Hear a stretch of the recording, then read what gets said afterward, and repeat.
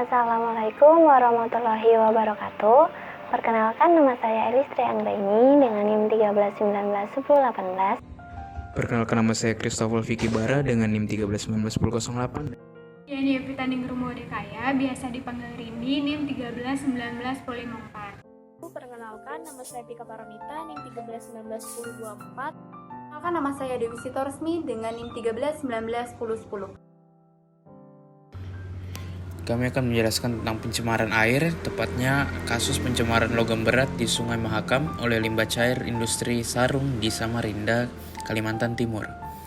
Outline kami antara lain adalah kapan dan di mana kasus ini terjadi, kronologis perjalanan limbah cair sarung di Samarinda, komposisi polutan, efek timbal terhadap kesehatan, dan alternatif. Jadi di sini saya bakal ngejelasin di mana sih Samarinda Sarung Tenun ini berdiri, kapan berdirinya, histori berdirinya itu gimana. Jadi Samarinda Sarung Tenun itu berdiri Jalan Bung Tomo, Gang Karya Muharam di Kecamatan Samarinda Seberang di Kota Samarinda, Kalimantan Timur, teman-teman. Historinya gimana sih? Jadi di tahun 1710 ada pendatang dari Sulawesi, teman-teman, datang ke Kalimantan Timur yang bernama Lamohang Daeng Mengkona. Jadi dia datang ke Kalimantan Timur itu untuk menikahi putri Raja Kutai. Pas dia datang itu bertepatan sama ramai-ramainya pedagang Cina jualan kain sutra. Jadi tercetuslah pembuatan kain sarung dari kain sutra.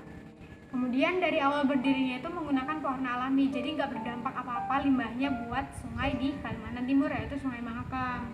Terus makin kesini juga banyak banget peminatnya, sehingga dibutuhkan penghasilan si sarung ini supaya lebih cepat. Jadi butuh pewarna yang lebih praktis. Makanya di tahun 1900-an, tepatnya 1968-69, menggunakan pewarna yang mengandung bahan kimia, sehingga sangat berdampak buruk buat sungai yang ada di Samarinda, yaitu Sungai Mahakam itu sendiri. Saya akan menjelaskan tentang slide ke-7, yaitu tentang kronologis perjalanan limbah cair sarung di Samarinda, tepatnya di Sungai Mahakam. Dan hal ini telah dilakukan studi lapangan oleh Vika dan kawan-kawan di tahun 2017, di mana mereka mendapati bahwa ada industri rumah tangga yang melakukan pembuangan limbah secara langsung ke Sungai Mahakam tanpa diolah terlebih dahulu. Sebenarnya kita tahu bahwa hal tersebut dapat membuat pencemaran lingkungan dan ekosistem sekitar sungai, karena itu termasuk limbah B3. Kita ketahui bahwa sebenarnya industri itu memiliki 2 poin, yaitu positif dan negatif, di mana positifnya itu sebagai masukan untuk daerah dan juga sebagai tempat untuk orang sekitar bekerja. Dan negatifnya itu ya seperti tadi, jika tidak dikelola dengan baik maka akan buruk dan merusak lingkungan sekitar. Di sini saya akan menjelaskan tentang komposisi polutan. Menurut Smith, pada tahun 1998, menjelaskan bahwa limbah tersebut dapat mengandung berbagai macam bahan kimia yang digunakan selama proses produksi, sehingga menimbulkan banyak polutan. Misalnya, logam berat, khususnya tembaga, timbal, seng, krom, dan lain sebagainya. Logam-logam inilah yang digunakan pada proses pewarna. Sedangkan menurut Vika, pada tahun 2017, menemukan bahwa komposisi timbal Pb sudah mencapai sebesar 0,187 mg per liter yang sudah melewati ambang batasnya, yaitu sebesar 0,03 mg per liter. Sehingga dapat disimpulkan bahwa sebaiknya sebelum membuang limbah industri ke Sungai Mahakam perlu diadakannya pengolahan, karena jika tidak akan merusak ekosistem yang ada di laut. Kali ini saya akan bahas apa sih dampak atau efek timbal bagi kesehatan manusia. Jadi efeknya ini yang pertama ada anemia. Nah, timbal ini dapat merusak dan perpendek umur sel darah merah dan dapat mempengaruhi kelangsungan hidup manusia. Kemudian yang kedua itu ada kerusakan neurologis. Nah, jadi kerusakan neurologis ini biasa terjadi pada anak-anak. Apabila anak-anak ini telah terpapar oleh timbal dan tidak mendapatkan penanganan secara cepat, maka dapat menimbulkan kerusakan otak, bahkan kematian. Kemudian yang ketiga ada terganggunya fungsi dan bentuk tubuh. Kemudian yang keempat ada karies gigi. Jadi karies gigi itu area gigi yang rusak secara permanen dan berkembang menjadi lubang-lubang kecil. Kemudian yang kelima terganggunya fungsi ginjal. Kemudian yang keenam itu efek pada jantung, terutama kinerja otot jantung. Kemudian yang ketujuh ada nyeri sendi, dan yang terakhir sulit tidur. Assalamualaikum warahmatullahi wabarakatuh. Perkenalkan, nama saya Pika Paramita, NIM 13191024, Teknik Lingkungan 2019. Saya akan melanjutkan presentasi dari beberapa rekan saya sebelumnya, yaitu mengenai studi kasus pencemaran air yang terdapat di Sungai Mahakam, yaitu berupa pencemaran logam berat. Nah, beberapa literatur yang kami baca menunjukkan bahwa terdapat banyak sekali treatment yang bisa dilakukan, baik itu melalui proses secara kimia, fisika, ataupun biologi.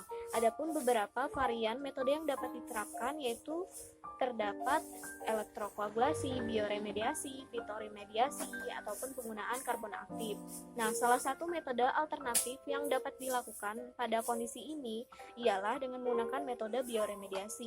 Bioremediasi merupakan proses pengendalian pencemaran pada suatu area atau lingkungan dengan menggunakan agen biologi.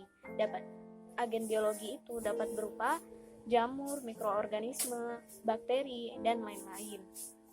Di mana agen-agen biologi ini akan bertugas untuk mendegradasi suatu polutan pencemar yang terdapat pada limbah yang digunakan. Nah, hal yang menguatkan kami untuk menggunakan metode bioremediasi ialah penerapan bioremediasi tersebut telah berhasil dibuktikan oleh penelitian yang dilakukan oleh Pika dan kawan-kawan pada tahun 2017 yang menunjukkan bahwa terdapat penurunan konsentrasi ion logam berat berupa timbal sebanyak 97,86%. Nah, dari hasil penelitian ini kami berkaca bahwa penggunaan metode bioremediasi merupakan metode yang paling efektif digunakan untuk mendegradasi suatu polutan, yaitu berupa polutan logam berat, di mana penurunan ini tidak lepas dari peran penting enzim-enzim yang terdapat pada agen biologi yang digunakan, yaitu pada penelitian ini digunakan jamur Pleurotus asperatus atau yang biasa kita kenal dengan jamur tiram. Penurunan konsentrasi ion logam berat timbal Pb pada penelitian Pika pada tahun 2017 dapat diturunkan melalui dua proses. Yang pertama secara proses adsorpsi atau penyerapan, yang kedua adalah secara enzimatis, di mana pada biomasa atau agen biologi yang digunakan pada penelitian ini memiliki kandungan enzim berupa enzim lakase dan enzim mangan peroksidase. Nah, kedua enzim inilah yang berperan untuk mendegradasi polutan yang terdapat pada limbah yang digunakan pada penelitian itu. Jadi, menurut kami, metode bioremediasi merupakan metode yang paling pas digunakan untuk mengatasi kondisi pencemaran air logam berat pada industri limbah cair Sarung Samarinda ini. Harapannya, metode ini dapat diterapkan sehingga dapat memperbaiki kondisi kualitas ekosistem sungai yang mana digunakan oleh banyak masyarakat yang terdapat di Kutai Kartanegara.